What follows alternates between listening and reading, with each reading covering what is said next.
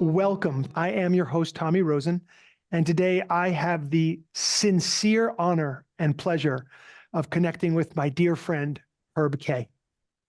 Herb K was given the gift of freedom from alcohol February 21st, 1984. As a result of the application of the 12 steps as contained precisely in the AA Big Book, he experienced a profound spiritual awakening in 1988. Since then, he has been very involved in carrying the message of recovery through presentations, facilitating workshops, and leading retreats.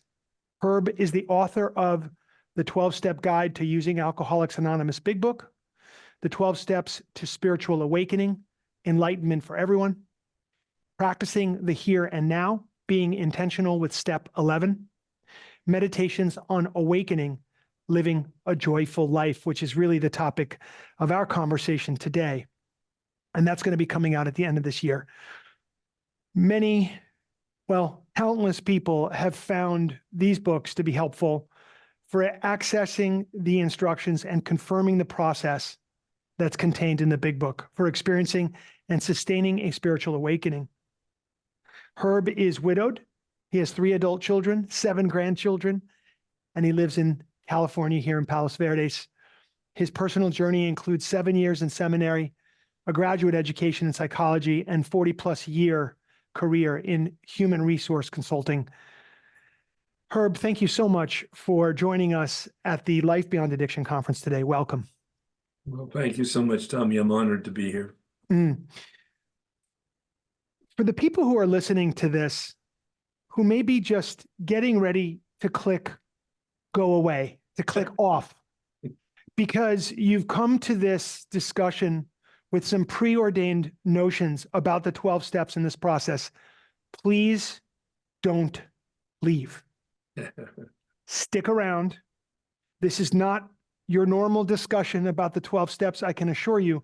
And I speak for Herb and myself when I say this is about exploring and looking and trying to see more clearly and trying to get this thing called recovery and freedom and joy. So stick around. And for those who just came curious and interested, I'm so glad you're here. And together we're going to have a really powerful talk today about one of my favorite topics, recovery, but also about the 12 steps. Herb, in your bio we just read, the word spiritual awakening, which figures so prominently into our work, and I think before us, countless people's work to help human beings have exactly that, to have a spiritual awakening. Could we begin there and have you explain, perhaps through the lens of your own spiritual awakening in 1988, if you can speak about that term, what does that mean to you? Yeah, for those of you who are in a 12-step, thank you. Great question, Tommy. And that's where I actually start my work with anybody, is to talk about what does that mean. And we actually don't need the word spiritual.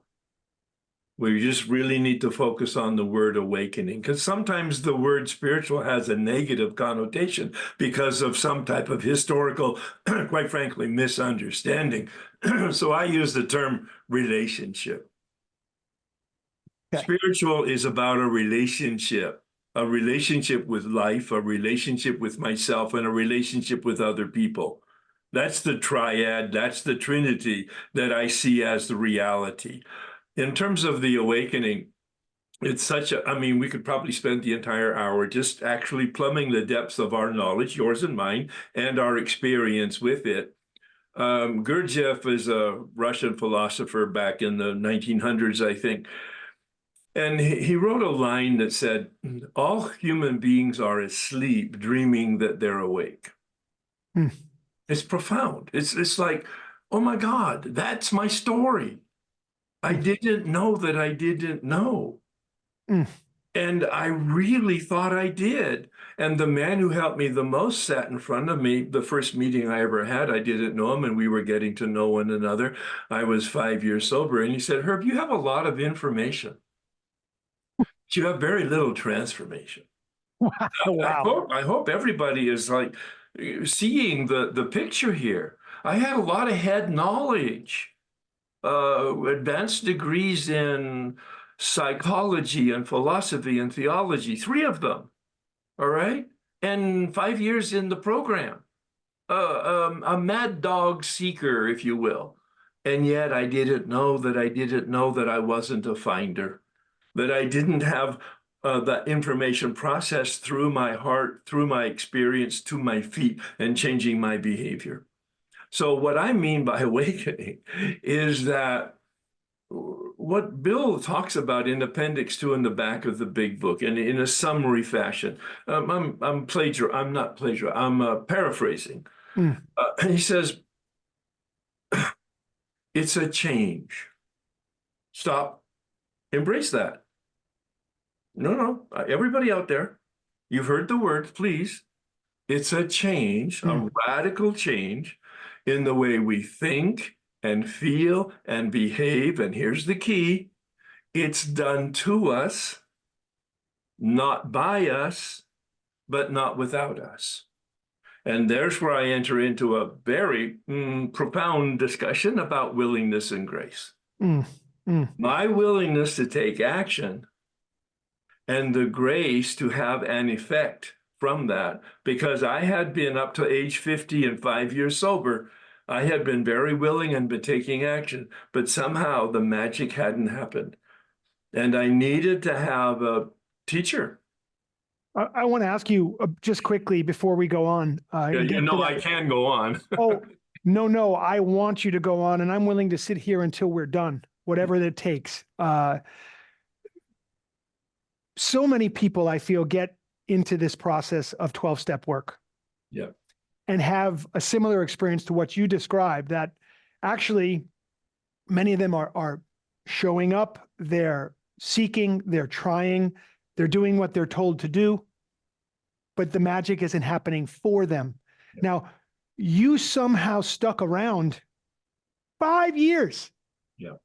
When that magic is not happening. And I think that's staying power right there, because I think most people are out the door long before that 5-year period. If the thing isn't happening yet, I think people are out the door. What kept you around in those early years before the magic could happen? Because we always hear, don't leave before the miracle takes place.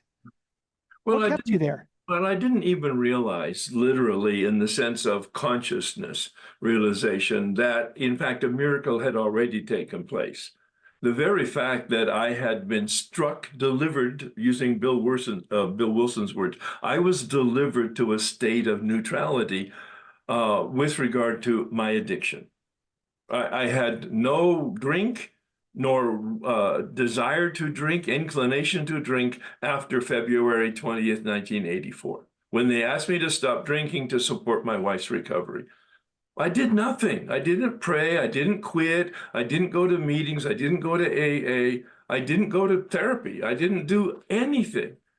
And so it's a very different experience, but I became aware that that was part of a, quote, miracle, if you will. And quite frankly, the answer your question directly, it was probably the meetings and the community that I found a connection to, that I enjoyed, both the intellectual challenges as well as the experiential process of just being with people and hearing the negative and the positive feedback of doing something.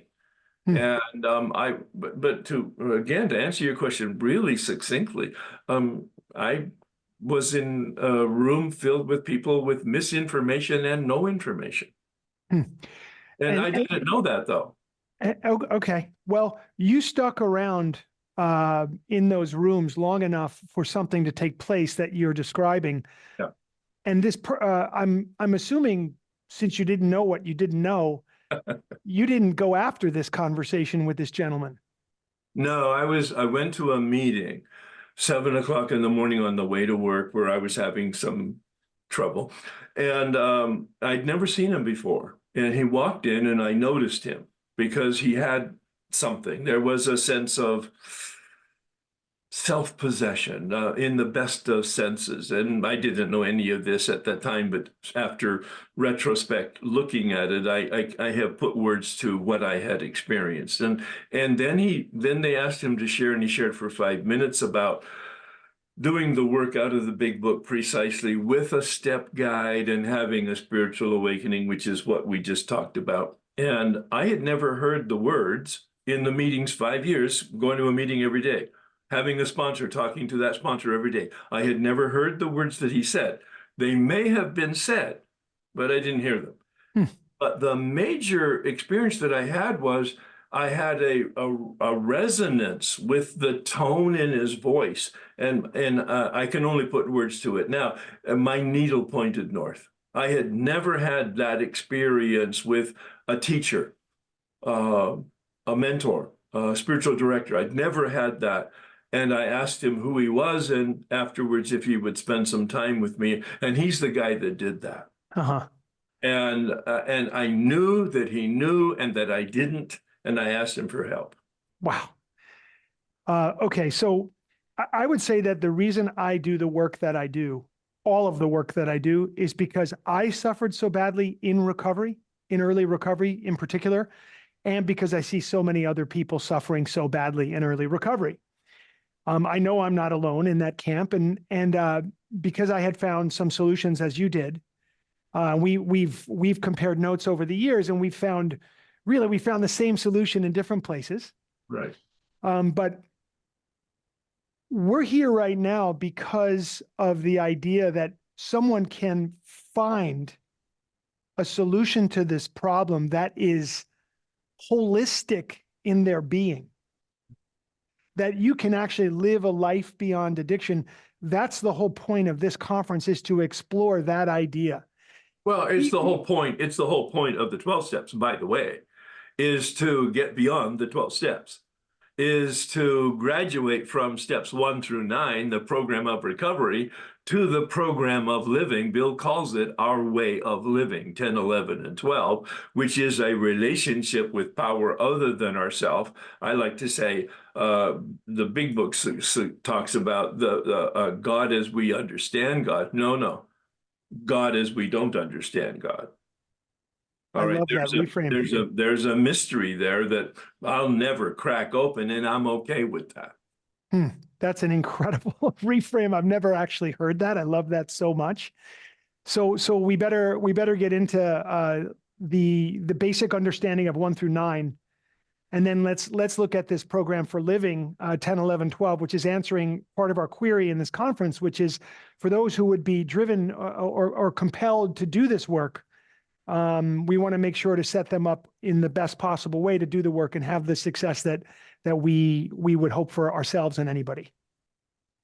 So 1 through 9, you called it the program of recovery. Can you just, I know it's a vast, epic topic that you spend a year on, but let's help those who might not be familiar, or those who are familiar, let's help them have a new understanding.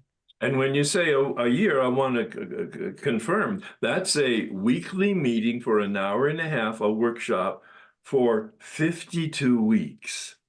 And we take people through the steps. I spend 4 months on the first step. Yeah. I know you do. Yeah, because it's the foundation. Without that, there's no motive to continue doing this hard labor. Yeah. And so I do divide, and I can be very succinct about it, in the first 9 steps, although I could talk for days on it. Those first 9 steps are divided into 3 stages. Bill uses the metaphor of a rocket launch. So let's go with that. A rocket launch has 3 stages here in this metaphor. Stage 1 is the admission I need help, and that help's available. Steps 1 through 3. There is a power that's available to me that will help me. That's simple. Steps 4 through 7 is establishing a relationship with myself, or reestablishing it. Establishing a healthy relationship by identifying the shadows in me that block me from the sunlight that is in me. That first stage invited me to a faith decision no knowledge, no certitude, but a faith decision that there is a light in me that isn't me, that's available to me, and I can have a relationship with it. The second stage is now clean out the darkness. I heard a wonderful definition. Darkness is the absence of light. Perfect. I just need to identify and have removed, notice my vocabulary, I don't remove the shadows. I identify them, and then I acknowledge that I'm powerless over them, and I ask my creator to recreate me. Amen. 7th step. And then that third stage is 8 and 9. I could include 10 in it in terms of my relationship with others. So I have a relationship with life. I have a relationship with myself. I have a relationship with others in those first 9 or 10 steps. I do include 10 and 11 and 12 as part of the formula for our way of living. Does that help? Gorgeous, amazing. It helps so much, and I hope that everyone at home is taking some notes and getting inspired to jump in. I just want to take a moment here to say that on retreat, when people come on Recovery 2.0 retreats, whether we go to India, where necessarily we're going to be immersing ourselves in the study of yoga, or Costa Rica, same thing, or anywhere in the US, Canada, Mexico, Europe, people come and they come with this notion, oh, you're the yoga guy. Surely we won't be talking about the 12 steps. and those people are very quickly relieved of that misconception, because for me, yoga and the 12 steps are precisely the same thing, using different modalities perhaps, but they complement each other unbelievably well, if they're not by definition exactly the same thing, of moving from the dark to the light, or moving from a disconnection to a connected state, or moving from the trap or the pain of addiction to the freedom and this life that we're talking about. So thank you for this. I'd like to ask, why 4 months? I understand that it's the foundation. Can you speak a little bit about that first step in broader terms, to explain to somebody, if you're going to work on the 12 steps in a year, and you're going to use the first 4 months of that year to stay on step 1, what does a person need to understand here?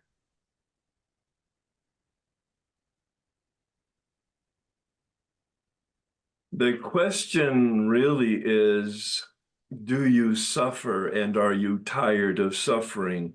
And then what's the source of the suffering? Number 1, identify that you are actually suffering, that you've made an effort to deal with it many different ways: religion, therapy, relationships, self-help, yoga, made all kinds of efforts and been unsuccessful. That's my story, unsuccessful. And then progressively over about a 10-year period, doing the steps 3 different times with 3 different step guides. This is not a one and done. This is not an event, it's a process. I was able to be delivered to sobriety abstinence, none of my doing, but I sustained it by being in the meeting rooms and somehow being willing to at least be open to take direction contrary to my actions and thoughts. And then I was able to see, and this is the first peg in the experience of step 1, powerlessness. And that is, I understood the doctor's opinion when this man explained it to me. And he helped me see my own experience in my history of dealing or not dealing effectively with my alcohol, that once I started, I could not stop. No. But people have to hear this. It's not a choice. It's not a mental thing. It's not a knowledge thing. It's not a moral thing. It's not a willpower thing. It's a biological thing. In alcohol, at least, perhaps with other addictions, process and substance addictions, there's no choice. Once we start, we lose control. Now, it may not happen every time. Mine didn't. I was a periodic. But it doesn't matter, because it happened frequently enough to defeat me. But I didn't know I was being defeated. Part of the mask was it was periodic. It was episodic. So I never really got the connection. And that leads me to the second component 3 years later when I did the work again, which was the mental part. So I have a biological problem. Literally, no, please hear this. I have a biological problem. You might have noticed I have no hair. It's not my fault. I'm DNA genetically predisposed not to have hair. My father didn't have hair and his father didn't have hair, and they were all alcoholics. Biological predisposition chemically to lose control once I put the chemistry of alcohol into the chemistry of herb. Biological, no choice. And many people can benefit from giving an AKA to powerless. Because we get brain dead to it, we use it so often. No choice. When I take a drink, I don't have a choice. My biology is now in full machination to ingest the alcohol and then to demand more alcohol. So why not just stop? If you have a problem and you're suffering from it, stop it. There's the mental problem. And he took me through, another man took me through my own personal life experiences of knowing better, but not doing better. And eventually I understood the word obsession, a thought that hijacks me, a thought that takes possession of me without my permission and without my consciousness. And there's a phrase in one of the little stories up front in page 43, I think it is in the book, 42, 40, something like that. Fred, the accountant, he uses the term strange mental blank spot. Oh my God, when I got that phrase, it was my experience. Yes, mine too. Yeah, I couldn't see that I didn't see, and I didn't know that I didn't know, and I'm not being poetic. I'm trying to identify my own personal experience, and finally the curtain began to part. That's my journey of that dimmer switch you've heard me talk about. Yes. With the lights going on. And then the final phase of because you asked the question, why I spent 4 months on the first step, because I needed to have some freedom from addiction, and then to do the doctor's opinion to see the allergy and the craving and understand it experientially, and then to see the obsession and delusion experientially, not just understanding it academically, although that was important. I needed to apply it to my personal history so that I go, oh yeah, that's my absolute experience. When I stop, I don't stay stopped. When I start, I cannot control it periodically. When I stop, I cannot stay stopped. I have people saying, oh, I stopped for 5 years. I go, yeah, that's past tense, isn't it? Meaning you didn't stop. No, I stopped for 10 years. No, past tense. You didn't stop. Yeah, you're laughing because you've heard it in the meetings, right? I can stop anytime I want. Really? Why don't you then? No choice. And that's where the power other than ourself comes in. But then the final piece, and it's taken me a little long to get to it. Gorgeous. Keep going. The final piece is unmanageability at 10 years of sobriety.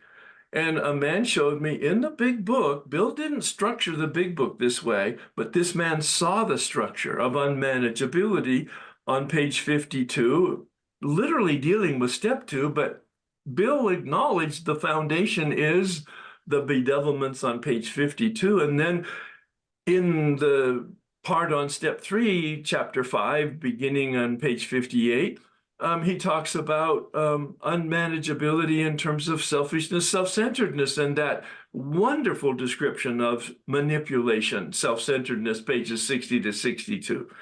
And this man had me then use a personal pronoun in present tense and read it out loud. I'm inviting your participants to do that. If they have a big book, take pages 60 to 62, insert the personal pronoun I and me and the present tense at this present moment in your consciousness.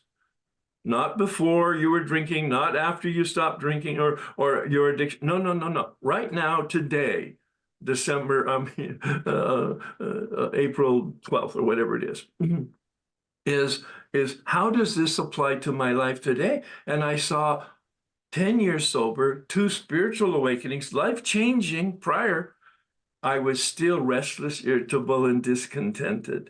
That's why I do 4 months or 3 months, whatever it is, to take a look deeply at understanding what the big book is suggesting as the explanation of these component parts, but mostly applying it to our experience. And that's what takes so long for people to actually see it, to experience it, to embrace it, and then to collapse, to implode as the result of the, oh my God, I really am screwed. Mm, mm. Thank you. Thank you so much. I have a lot to ask you. So there, I'm imagining, my guess is that there are probably millions upon millions of people in the United States alone who, if they have the capacity to be honest with themselves in the way that you're describing, would say, I struggle in this way. I have this problem in my relationship with alcohol, and a lot of this is resonating. Some people are severe alcoholics, and they know. They know. Even if they're in a form of denial, they know. Then there's this other group of people, which I'm interested in discussing with you right now. You wrote 12 steps for everyone. And there's another group of people that struggle. Yeah. Their life is not imploding. They get by. They have jobs. They show up for their children.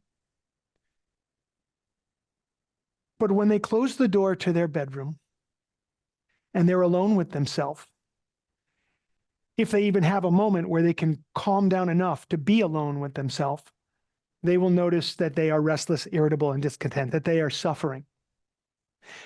This group of people will not relate that suffering necessarily to their drinking or to using drugs or any other addictive behavior. They will not make that connection. And don't have to. Right. But what they will notice is, I'm suffering. You began this talk today. You began with the first step. That what you need to know, all you need to say is, I'm suffering. There's a solution to my suffering. I'd like to follow a path that leads to that solution. So I don't want to lose that group of people, which is a much bigger group of people, which is The human race. Yes, thank you. It's the human race, especially now. And I say to people, if you didn't know that you were on the spectrum of addiction in some way in 2019, after the pandemic, well, now you know it. Because everybody is stuck in sad, stress, anxiety, depression, et cetera, et cetera, et cetera. So could you expand this conversation to the person who isn't going to necessarily relate to the doctor's opinion? Well, those are the people I really want to talk to, actually. Those are people who have some abstinence in addiction, a year or 40, but they're not happy. They're bored. Is this all there is? But mostly people who haven't identified and don't need to identify any addiction at all. And as you say, that's why I wrote my second book, Enlightenment for Everyone. And Bill had the insight. He didn't promote it, but he had the insight. And anybody who has a big book, take a look at the preface to the first edition. At the end of that very first paragraph, in that preface to the first edition, 1939, April, he said, and besides, our way of living may have its advantages for all. He wasn't talking about all alcoholics. He wasn't talking about all addicts. He didn't even have that perspective. He was talking about all human beings. The entire human race would benefit from this process, this methodology of conversion, of transformation. We call it the 12 steps, but we could call it just a process of transformation, because that's really what it is. We don't have to even use the term spiritual, as I mentioned at the opening comments. It's about awakening. It's a very human process of number one, identifying the problem, and number two, taking appropriate and effective action to deal with the problem. Now, of course, there's some conversation that's necessary about, so what's the magic? What's the power? And I talk to atheists and agnostics this way, all right? Because there's an entire group in the 12-step programs that really don't believe in power other than the power that is human and tangible and universal. And it's great. It's just fine. It's just fine. Do you believe in some form of positive energy in the universe, or do you believe in your higher self or your true self or your best in me that manages the worst in me, to use Dr. Berger's terms? And it doesn't matter what you believe, but it does matter what you do. And if you do this simple, but challenging work, so it's challenging because it takes time, but it's also challenging because it's very confrontive. I was embarrassed in my own presence. Yeah. Anyway. Yeah. Does that all make sense? Yes. No, absolutely. And so, for those people who are watching this now, part of the work that we're discussing right here and that we are always discussing in our lives is to give access to this process, not based upon you don't necessarily need to agree with everything or resonate with everything that's said in order to benefit from this. Right. 100%. Okay. So thank you for that. Well, because we're talking about consciousness. The key here, and you went back to your yoga orientation and practices.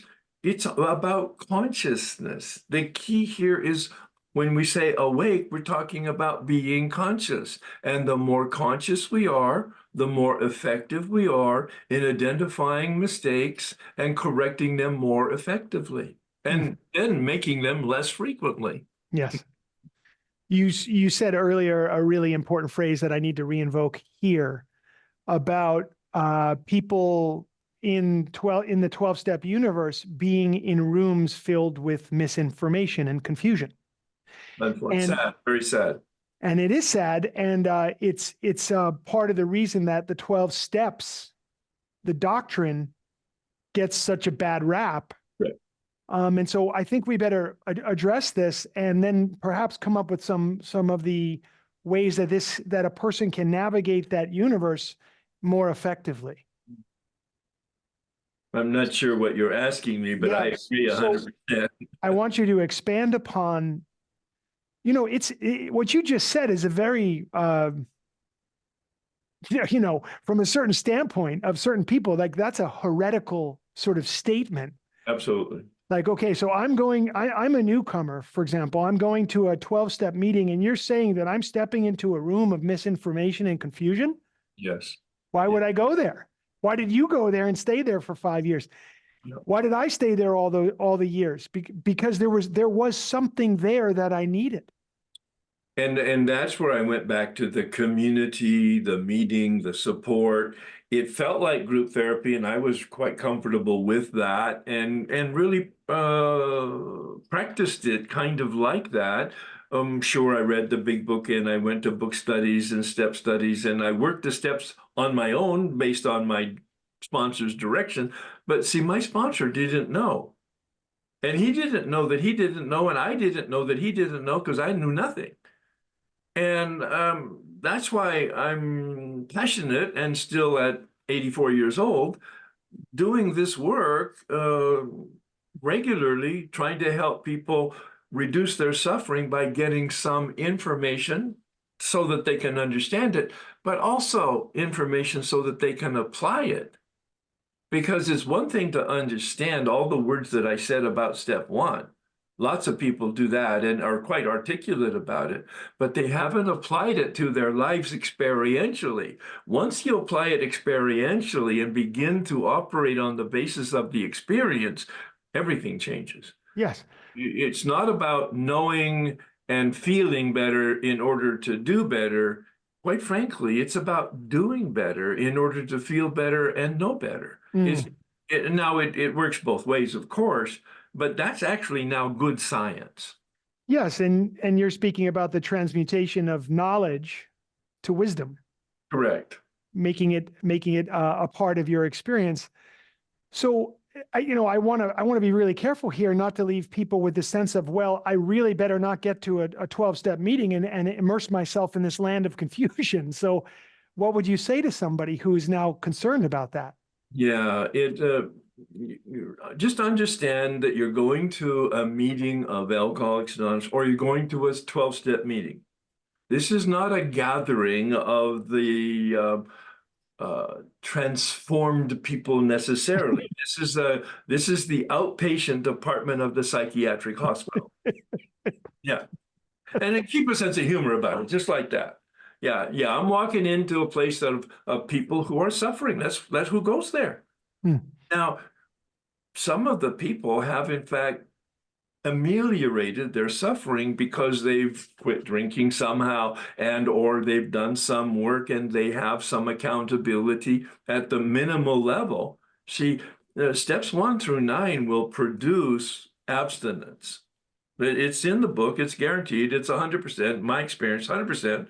If you do the first 9 steps, you will be delivered to abstinence. But here my comment, that's that grace and willingness mystery that I can't explain, but I can observe. But unless you do 10, 11, and 12, you'll dry up and you'll have a very white-knuckled life of clenched teeth and restless, irritable, and discontented because you haven't treated the problem of the soul. Yes. And I don't care what you think about soul, I'm using it as the life force in me that is Herb. Mhm. In 20 years, you'll look at this body on a slab and you'll say, oh, that's Herb. No, that's not Herb. That's Herb's earth suit. Mm. Herb went away. Who Mm. knows where? Mm. But that's that life force in me that is allowing you and I to have this very robust conversation. Mm. Mm. So I want to quickly say that certainly I think that we could both agree that there are pockets of wisdom and some people that really have had awakenings in That's where those I rooms. found my guide. I heard him. I resonated with him. Yeah, there are people there that are there because they have a solution. They're not there to evangelize or preach. Mm. They're there to witness to the power of this methodology. And again, I'll quote Dr. Berger, effective teachers meet people where they are, Mm. not where they should be, not where they want to be, not where they think they are. No, meet them where they are. That's why I try to neutralize the spiritual vocabulary or the 12-step vocabulary, because there's a lot of potential negativity to it based on misinformation and or whatever else they've suffered with from their exposure. Thank you. Thank you so much. So moving on to 10, 11, and 12. So we spoke about 1 through 9. You said without 10, 11, and 12, you will dry up. Yeah. Let's talk about 10, 11, and 12. Dr. Tebow, who was a psychiatrist that supported Bill Wilson, said Bill Wilson got it right. The first 9 steps are for the deflation of the ego at depth. He got it right. But the ego has an uncanny way of regenerating itself. See? And step 10 leads us right into dealing with the shadows of daily life. Bill said in the 12 and 12, it's a spiritual axiom. Whenever you're disturbed, there's something wrong with you. It's never circumstances or people. Now, that's almost heresy in the common vocabulary of people. No, no, no, you haven't met my father or my mother or my wife or my boss, right? Exactly. And yet, once I've done an effective 4th step, I own it. Yeah. It's not good news. I'm 100% responsible for my life. Now, Yes. I hope people can hear this without being offended. Each person here right now listening to us has exactly the life that they've created for themselves. How dare you? Whoa, yeah, I wear my Velcro, right? Yeah. Well, it's the difference between life is happening to me and life is happening for me or through me. Yeah, yeah. That's the whole point of this whole movement now, the last 20 years on emotional sobriety.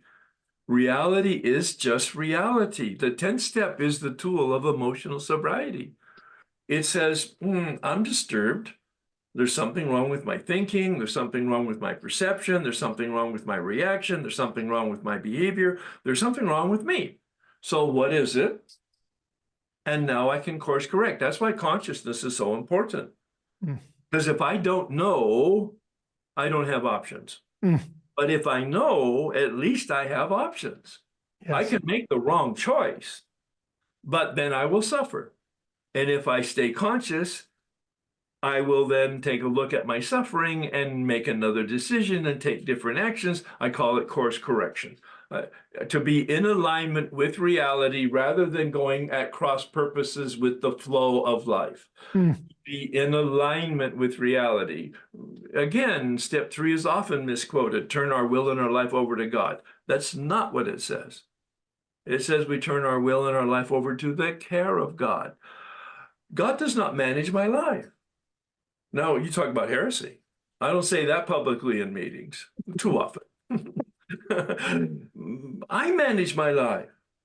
I manage my life in partnership with the power that's deep inside of me, that's a caring power. And I mm, sit in the presence of that power every morning in step 11, asking for guidance and power so that I can, in fact, navigate life as I go out from here to live life.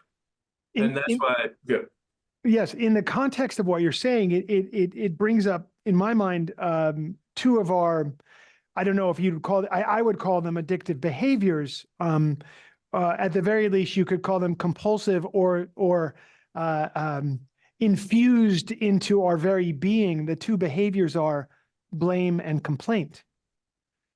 That it sounds like once I get through 4, I don't have a footing to stand on if I'm going to be blaming the world and circumstances for my reality. Step yep. 10 again, a review of what's going on a day-to-day basis.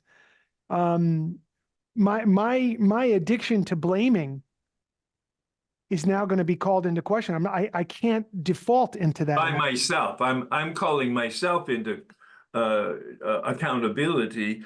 When I'm blaming, I'm taking a victim stance. I'm ignoring responsibility for my thoughts, my feelings, and my behavior, and the impact on the people and circumstances around me. Mm, Yeah, I don't have any control over circumstances or people. I mm, have no control. I've jettisoned the word control. mm, I have influence. I have influence over circumstances and I have influence over myself. mm, I don't have full influence even. That's where the step 10 comes into responsibility. The first action in the formula for rehabilitation, course correction, is to pray.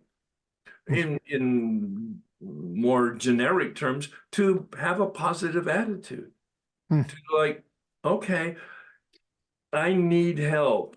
All right. And I'm going to talk to somebody about it, and I'm going to change my behavior so that I don't have this crap happening in my life. mm. I'd like to move now into step 11, Yeah. My having to do favorite with, step. okay, beautiful. And of course, your book also focusing on step 11. So uh, prayer and meditation, you just invoked the word prayer, uh, praying for a better attitude. What are some of the prayers, some of the go-to prayers that are particularly effective in your experience? Yeah. Authentic prayer are effective. Rote prayer is you're wasting your time. Mm, Now, why do we pray? No, really, get to the core of it. Why do we pray? Does God change? Does life change? Does reality? No. So I pray because somehow I change. mm, going back to that consciousness word, somehow when I pray, I become more conscious. And therefore, I'm able to influence my life in a more positive direction.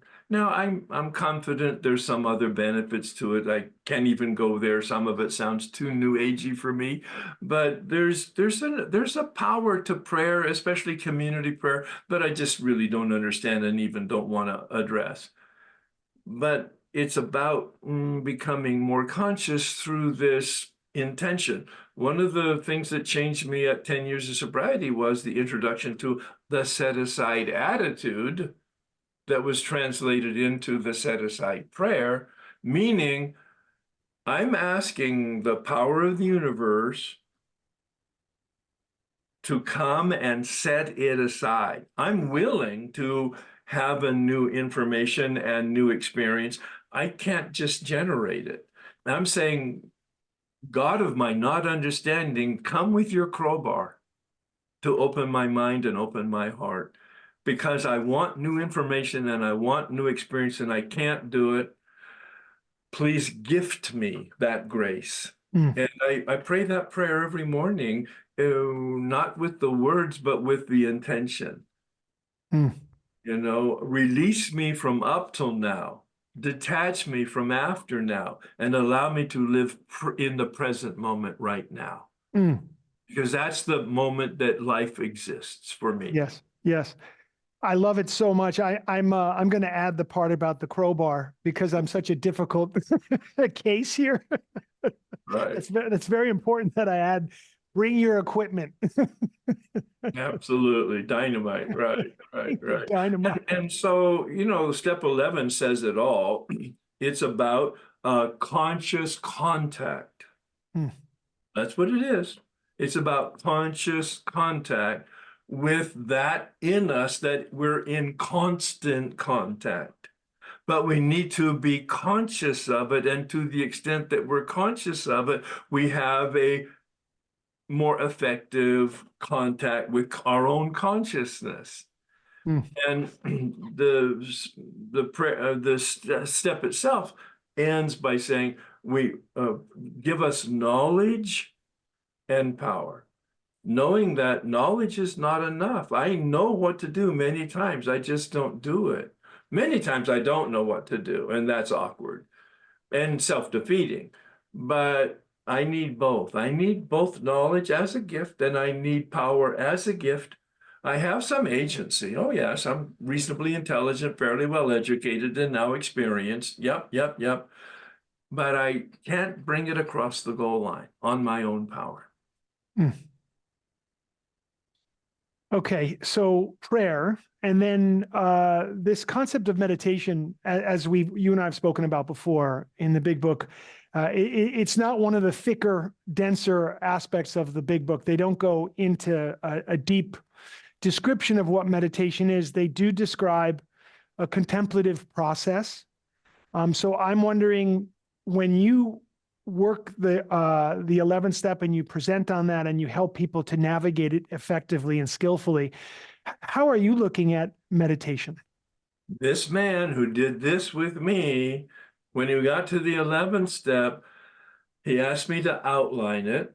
And it says, first, we ask God to direct our thinking. Upon awakening, we ask God to direct our thinking. He said, that's a prayer, Herb. God, please direct my thinking. Then the book says, we begin thinking. We think about the 24 hours ahead. We consider our plans for the day. Okay, what am I going to do today? Who am I going to be today? But he gave me a word that was the key that cracked it open for me. And I've had a daily practice since. The word's not in the big book. He said, then we listen to our thinking as the possible answer to our prayer. God, please direct my thinking. I begin thinking. I listen to my thinking as the possible answer. I'm the antenna receiving the message. I'm the conduit of the channel. All right. And I pay attention to my thinking, my feelings, my sensations, my fantasies, my memories. I pay attention to whatever is going on as the possible answer to the prayer. If I have any doubt about it, I have a sponsor to call, I have friends to call, I have a spiritual director to call if I have doubt about it and there's any significance that requires that kind of activity. But mostly, I'm just guided on a daily basis. Hmm. The key word from the Oxford group, where Bill was trained in meditation, was guidance. Hmm. Why do we meditate? We meditate for guidance. It's a mental function. It's a mind function. It's helping our mind, and Bill says it, using our mind properly and using our will properly. That's why the step 11 is constructed that way. You use the term contemplation. I don't think the big book suggests contemplation. It really talks about traditional meditation in the dictionary sense of directed thinking. Hmm. Contemplation wasn't anticipated by Bill. He didn't know much about that part of the spiritual development or practice. I see that as using our will instead of our mind, using our will to be in the presence of whatever we choose is the presence with a capital B, and again saying, have your way with me. Hmm. Hmm. Without thinking, without feeling, without directing, just be like sitting in sunlight to get a suntan. There's no work involved except to show up and Hmm. to be exposed. Hmm. And then the transformation takes place. This is my approach to centering prayer or the contemplative practice, which I have included into my step 11 practice, thanks to teaching from Thomas Keating. You're familiar with Oh, his yes. centering prayer practice. Hmm. So God tanned. I love suntan, God tanned. Like I really Okay, appreciate. all right, there you go. I've not heard the term. It's good. But You just phrased it's it. just coming through now, but I just appreciate the idea of just showing up to be exposed to the light of the spirit Yeah. and allowing that transformation to take place. Um, the of course the word you used the word it was something akin to intuition. When this happens, it's Well, I used guidance, but guidance. That's right. all right. Would you say intuition is close to that? You're developing Oh, intuitive yes. capability? Well, in fact, Bill talks about that at the close of his short dissertation on meditation. He talks, we will be inspired. Now, it might get awkward at the beginning because we won't be experienced in interpreting the message, but over time, we practice, we practice, we practice. Now, we hear lots of phrases like, practice makes perfect. Oh my God, please don't do that. There's, and Bill knew that on page 60 at the end of the steps. He says, no perfect, please, just progress. Right. So practice makes progress. Beautiful. I practice every day. I progress every day. Like that dimmer switch goes up a notch at a time. And we're in pursuit of infinite light. There's addicts. I mean, this is heaven for addicts. There's always more. Just love it. Thank you. All right, moving forward now to the action, the real juice here, step 12. Yeah. So now we're in the realm of service. And I dropped the word service about 25 years ago, Tommy, in my meditation. It said to me, the voice, literally the voice said, drop the word service. Herb, it's too sophisticated. Use the word help because it has earth and dirt in it. You will be challenged. Your patience will be tried. You will be frustrated. You will be inconvenienced. Use the word help. And that's the word I use now. Those are the lenses through which I look. Beautiful. How can I help wherever I am? Yes. And is that limited to a particular time period? I'll help between 10 and 11 o'clock in the morning. Yeah, the time period is 24/7. Okay. Now, how does somebody develop that? Oh, slowly and carefully. Yeah. Yeah. probably by simple instruction my sponsor gave me at the very beginning: go to the meeting early 10 minutes, stay late 10 minutes, and help out when you're there. I had no idea why he asked me to do that. I was willing to do it, and I found myself becoming part of a community.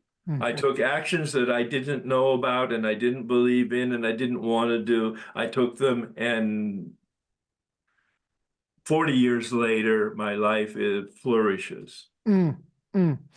So it speaks in the step itself about carrying these principles in all of our affairs, helping people. I think that people interpret this as take on sponsorship commitments, take on certain commitments within the 12-step. So I just want to get a broader perspective of what we're talking about here. Yeah, first it says tried to carry the message. And again, there's a lot of lack of clarity with regard to what is the message. In the context of the book itself and the step itself, the message is you can have a spiritual awakening if you do these steps. That's the message. That's the only message that the book is implying in the 12th step, that you can have a spiritual awakening, meaning you can be changed. At the very least, you can be given freedom from your addiction, and at the very most, you can be given freedom from your unmanageability. Freedom is the promise of the 12th step. And practice these principles.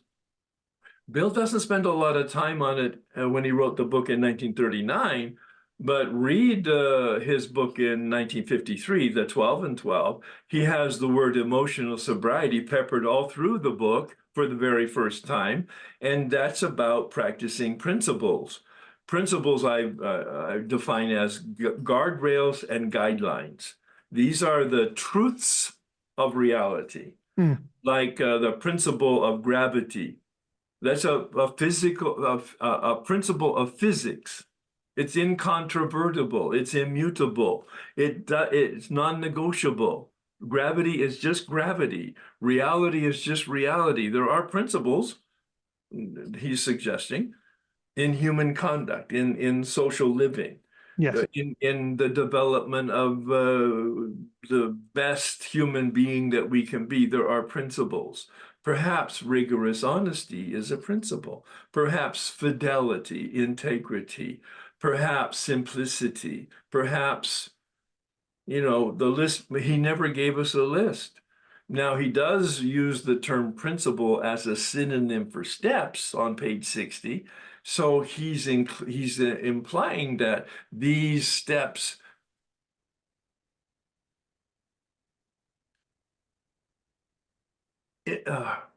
bring us to some level of identifying principles of universal principles that when we incorporate them, we will then live in alignment with reality as it's manifest. Yes.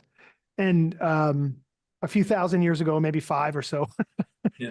the yamas and the niyamas, which are the ethical codes of the practice and the life path of yoga, laid out 10 things: rigorous honesty, fidelity, simplicity, all the things you just named, and a few more, as the basic sort of foundational behaviors, both things that we would refrain from and other things that we would want to do that would lead us to an ability to live an excellent and extraordinary life. So again, for me, and I know, you and I have spoken so much about this, and I so appreciate your openness and willingness to always speak about yoga, which is not your path, Right. but that you've always, I have always felt like you've supported me and and our community, and that you've seen the way that all these things come together into one powerful opportunity for people in general. So thank you. Well, you're welcome. As I understand it, yoga was the physical discipline that prepared the early disciples for consciousness practice. Physical yoga, yes. Yeah. It was the how do you develop the maximum potential in the human being? both the physical and then the emotional and then the mental and then the spiritual at all of these levels of development. And it just keeps going. My own spiritual director said, Herb, the spiritual path is the spiritual path. The vocabulary is different. All right. But the dynamic is the same. And I'm having the same experience now with the forgiveness process. I'm dealing with Fred Luskin, who is a professor of psychology, a clinical psychologist at Stanford, and he's pure science. But he has developed a process of forgiveness that parallels the 12-step process or the spiritual process as I've experienced it. And now we're doing workshops together because the process is the same, the vocabulary is different, and the insights are complementary. Exactly. So it puts a lot of power. That's why we're so synchronicity here. Yeah. I love it. I love it. Well, we're right at the top of the hour. I want to say that I feel very, very strongly that we should be presenting a series of more than just this talk. And so I want to explore that with you in the upcoming weeks and months and see what we can do. I know that you have extraordinary resources online. I'd just like you to let people know where they can find those resources, if you wouldn't mind. Well, I'm honored to do that. My website is herbk.com. Very simple. And it has very robust resources, all downloadable for free. And then I have a wonderful now YouTube channel that's been created with a series of playlists that goes very broad and goes very deep on a variety of subjects, especially the 12-step process, weekly recordings, as well as weekend workshops and those kinds of things, all been edited, and they seem to be helping people. Of course, then the books that you mentioned, I appreciate it. Wonderful. Thank you so much, Herb. Herb, thank you so much. Look forward to more. See you again soon. I'm so grateful for you.